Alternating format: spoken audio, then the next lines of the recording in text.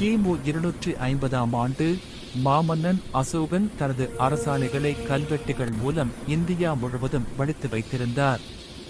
இதன் மூலம் எழுத்து முறையானது முதலில் வடக்கிலிருந்துதான் தோன்றியது என்று கணிக்கப்பட்டது. ஆனால் இதற்கும் 200 ஆண்டுகளுக்கு முன்னரே தமிழகத்தில் உள்ள தேனி மாவட்டத்தின் ஆண்டிப்பட்டிக்கு அருகாமையில் உள்ள புள்ளிமான் கோம்பை என்கிற ஊரில் 3 நடுகர்கள் கண்டெடுக்கப்பட்டன. முதல் நடுகல்லில் சிறிது சேதம் இருந்ததால் அதை வரலாற்று அறிஞர்களால் முழுமையாக படிக்க முடியவில்லை.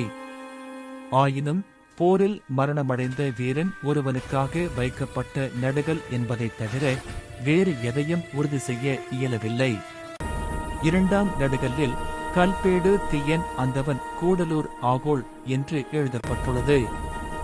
இதற்கான நேரடி விளக்கத்திற்கு செல்லும் முன் புறநானூற்றை கொஞ்சம் ஆராய்வோம். ஆகோள் என்றால் ஆடு மாடுகளை கவர்தல். சங்க காலத்தில் சிற்றரசர்களுக்கு இடையிலான போரின் ஒரு பகுதியாக எதிர்த்தரப்பின் ஆணரை அல்லது ஆடு மாடுகளை கவர்தல் பின்பற்றப்பட்டுள்ளது. ஆணரை கவர்தல் மற்றும் மீட்டல் எனும் இப்போர்களை ஆகோள் என்று புறநானூற்றில் குறிப்பிடப்பட்டுள்ளது. இப்போது 2ஆம் நடுகல்லிற்கான விளக்கத்திற்கு வருவோம். கல்பேடு தீயன் அந்தவன் கூடலூர் ஆகோள் என்பதற்கான விளக்கமானது, பேடு எனும் ஊரைச் சேர்ந்த தீயனின் மகனான அந்தவன் கூடலூரில் ஆடு மாடுகளை கவர்ந்து வருகையில் வீர மரணம் எய்தினான்.